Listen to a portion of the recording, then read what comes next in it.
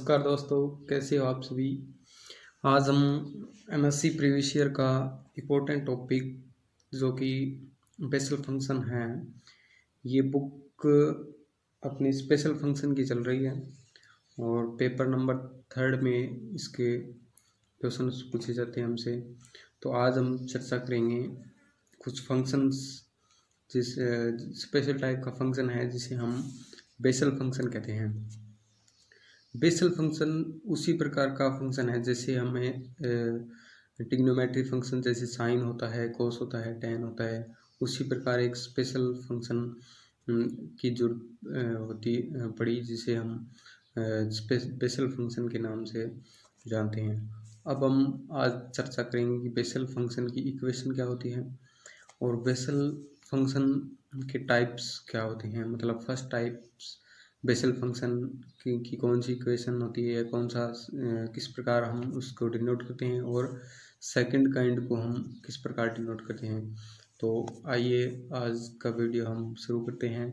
तो सबसे पहले हम देखेंगे कि बेसल इक्वेशन कैसे रिप्रेजेंट करते हैं।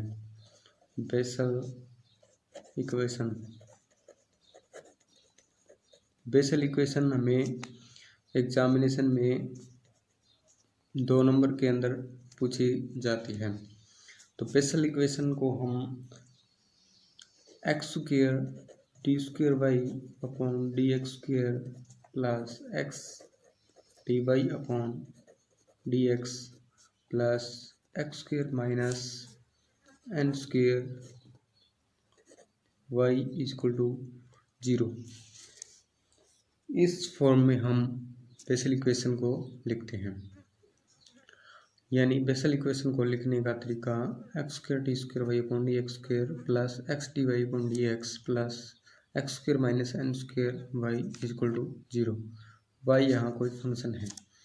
अब इस इक्वेशन को सोल्व करके एक हमें वाई की वैल्यू निकालनी पड़ेगी, यानी वाई फाइंड आउट करने पड़ेगा हमें, और वो वाई की वैल्यू आएगी, वही हम क्या करेंगे, वही बेसल फंक्शन होगा, हमारा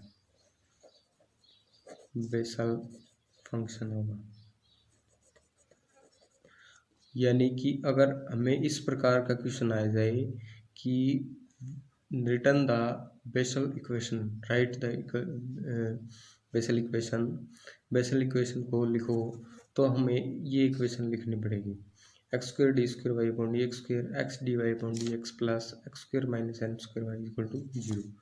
अगर हमें बेसल फंक्शन पूछ ले तो हमें वाई की वैल्यू ध्यान में होनी चाहिए, और इसको वाई की वैल्यू कहाँ से आई, इस इक्वेशन को सोल्व करने पर आई, और इसका सॉल्यूशन कभी एग्जाम में पूछा नहीं जाता। अतः हम डायरेक्टली इसका लास्ट जो हमारे पास रिजल्ट है वो हम लिखते हैं। तो y इक्वल टू हमें प्राप्त होता है summation r equal to 0 to infinity -1 की power r upon r factorial gamma n plus r plus 1 x by 2 की पावर n प्लस 2r। यहाँ r आपको पता है कि r 0 टू इन्फिनिटी जाएगा, और n कोई भी नंबर है जहाँ ये n दे रखा है, वहीं यही नंबर n यहाँ रिप्रेजेंट कर रहा है। तो यहाँ y इक्वल टू ये हमें प्राप्त होता है। इस रिजल्ट को हम jnx से भी लिख सकते हैं, यानी jnx इक्वल टू हम लिख सकते हैं summation r equal to 0 to infinity -1 की power r upon r factorial gamma n plus r plus 1 x by 2 की पावर n प्लस 2r। ये हमारे पास jnx हो गया। jnx को हम बेसल फंक्शन कहते हैं, ठीक है। और ये बेसल फंक्शन किस टाइप का है, ये बेसल फंक्शन है फर्स्ट टाइप का, और ऑर्डर कितना है इसका n, यानी first type of order n, इसे हम first type of order n कहते हैं। इसी प्रकार हमें सेकंड टाइप पूछ ले,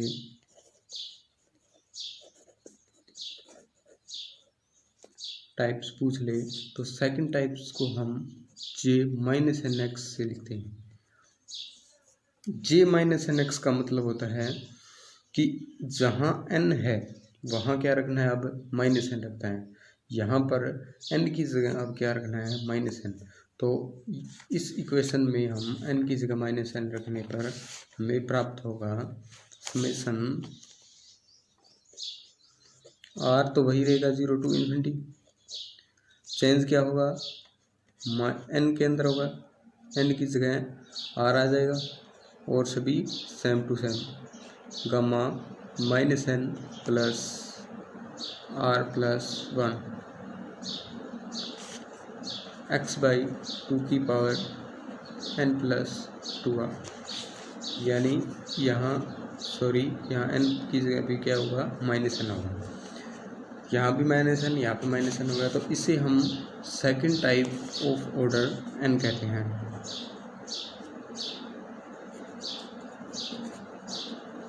types of order n, second type किसका, बेसल फंक्शन का। ऑर्डर कितना है इसका, n है। तो आज हमने बात की बेसल फंक्शन किस प्रकार का फंक्शन है। जैसे साइन, कोस आदि हमने जो पिछली कक्षाओं में पढ़ा है उसी प्रकार का ही फंक्शन होता है और जो हायर मैथमेटिक्स के अंदर उपयोग होता है। इस प्रकार हमें इस बेसल फंक्शन की इक्वेशन अगर लिखनी आ जाए तो इक्वेशन हम लिखेंगे x² d²y/dx² plus x/dy/dx plus x² - n² y = 0। ये बेसल फंक्शन की इक्वेशन है। और इसका बेसल फंक्शन पूछ ले अपने को, बेसल फंक्शन पूछ ले तो हम अगर फर्स्ट ऑर्डर का पूछे तो j-nx से लिखते हैं। j-nx समेशन r = 0 to ∞ -1 की power r/r factorial gamma n plus r plus 1 और x/2 की पावर n प्लस 2r। दोस्तों ये रिजल्ट हमें ध्यान में रखना पड़ेगा क्योंकि इसका डेरिवेशन बहुत लंबा है जो कि परीक्षा में भी नहीं पूछा जाता। तो इस कारण हमारे इजी ये रहेगा कि हम इसका थोड़ा ध्यान में रख लें और परीक्षा में अगर 2 नंबर में पूछा भी जाए तो हम इसको डायरेक्टली लिख सकते हैं। और इसी प्रकार अगर हमें सेकंड टाइप पूछ लिया जाए तो j-nx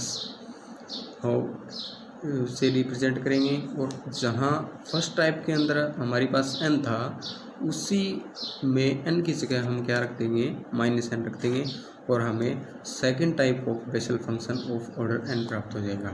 यानी -1 की power r/r factorial gamma n plus -n plus r plus 1 x/2 की पावर -n प्लस 2r।